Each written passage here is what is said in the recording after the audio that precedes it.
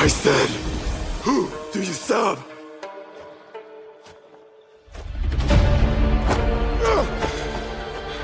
We are the shadows. That serve the light.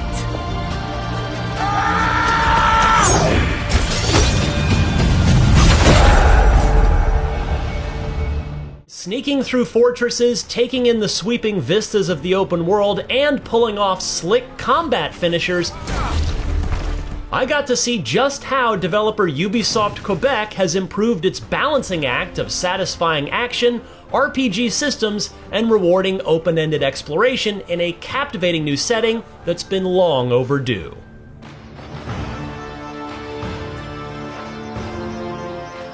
Since Assassin's Creed Origins in 2017, the series has stayed comfortably within the realm of the open-world RPG, offering an expanded scope and narrative decisions to alter the course of the story.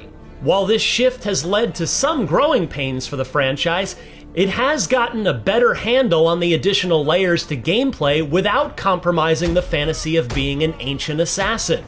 With Shadows, the latest attempt at an Assassin's Creed RPG shows that Ubisoft may have also cracked the code on the role-playing element with its two unique protagonists, something the series has struggled to present in a way that hasn't muddied the narrative waters.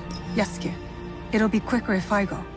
Shadows sets its sights on a new mystery deep within a revamped Animus program. In this new simulation, we focus on feudal-era Japan and the secret history of both Yasuke, an historical African slave who became a full-fledged samurai, and Naue, a female shinobi taking up the mantle of her father's legacy. The pair eventually team up to navigate a radically changing 1500s Japan, rubbing shoulders with other historical allies such as Oda Nobunaga and Kuroda Kanbei, while taking down a shadowy cabal of warlords manipulating the country's attempt at unification from within. It is possible you hold ulterior motives beyond reconstruction. Damn! One of Kanbei's dogs. Kill them! I spent most of my playtime exploring Harima Province, one of the early zones that featured a quest line involving an insidious plot to undermine the region's power structure. The world of Assassin's Creed Shadows is massive, but thankfully not to the ridiculous size of Valhalla. That said, plenty of opportunities were packed in this province, and the viewpoints to observe nearby points of interest helped steer me in the right direction. A general theme I found compelling was how Shadows emphasized harmonizing with the open world, a cultural element the developers wanted to highlight with the Japanese setting. For all those we care about. This theme also extends to the side activities and how the world changes over time with shifting seasons that alter the terrain. Shadows ditches the need for hunting, and instead, you can find and draw rare wildlife found in the wild. It was an odd activity at first, but I found them endearing and a relaxing change of pace. I soon found myself being taken in by how atmospheric and thoughtful the setting was. That was worth the wait. Shadows also emphasizes the dynamic between the two protagonists and their agency within the world after bonding over being outcasts within the country. I really enjoyed their dynamic within the story, and they play well with each other during cutscenes. Yasuke is a gentle giant and wise samurai enforcer who offers some poignant insights while learning about Japanese culture. The reigns will continue in a different form.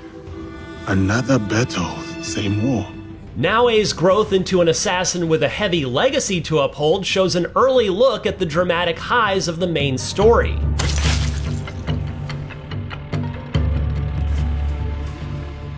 You're free to switch off characters in the open world and during moments in the main story, letting you play as who you want in most key missions. You're right.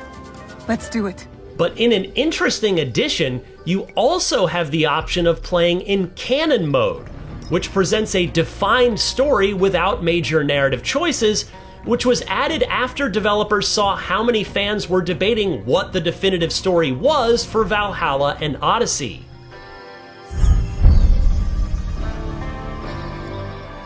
So it is you. Yasuke and Naoe also represent the different extremes of Assassin's Creed's combat and stealth experiences, which have also seen clear upgrades across the board in Shadows.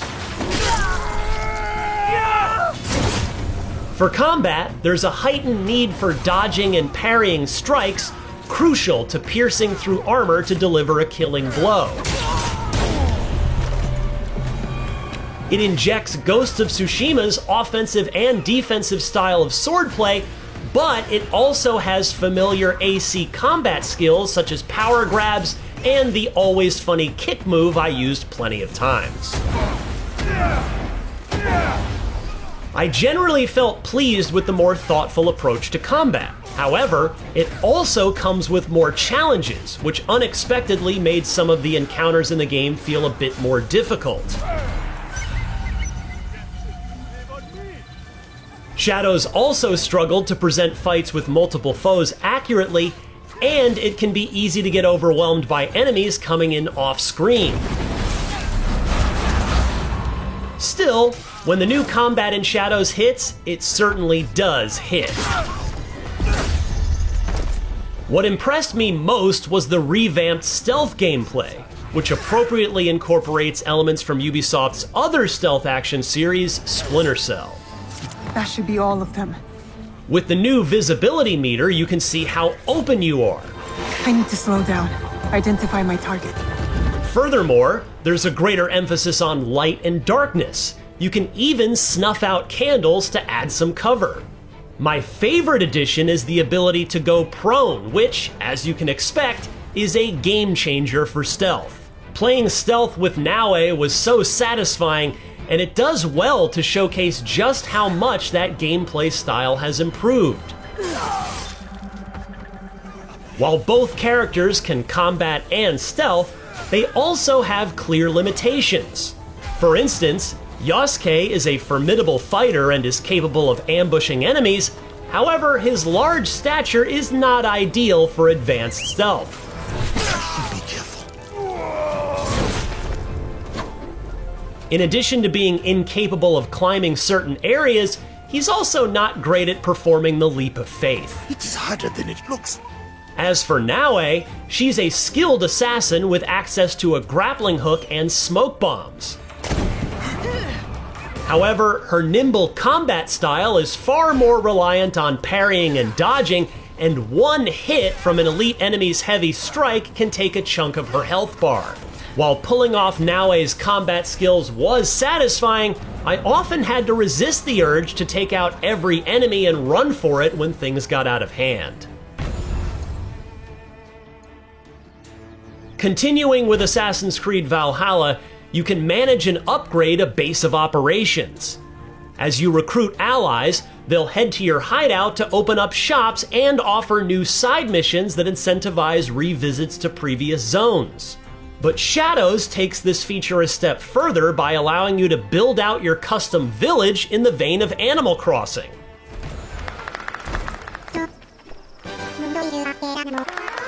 The Town Builder mode offers plenty of options to add necessities and some personal touches to the hideout.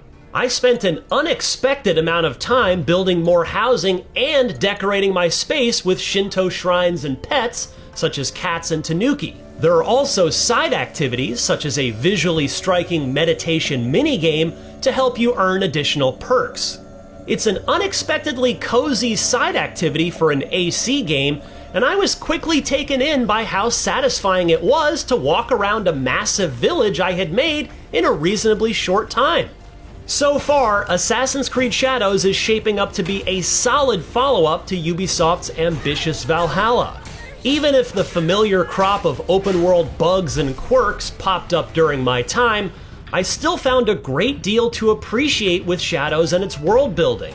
While this conceit is not an uncommon backdrop for video games, which can be easy to mess up with insensitive representation, Assassin's Creed Shadows so far does well to justify its take on an open-world RPG set during this culturally rich era, especially in its handling of the two protagonists.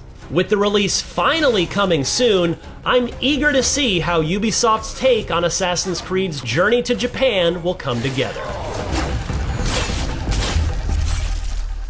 For more on the latest upcoming games during this busy opening of 2025, check out our final preview of Civilization VII. And of course, for everything else in the world of video games, stick with IGN.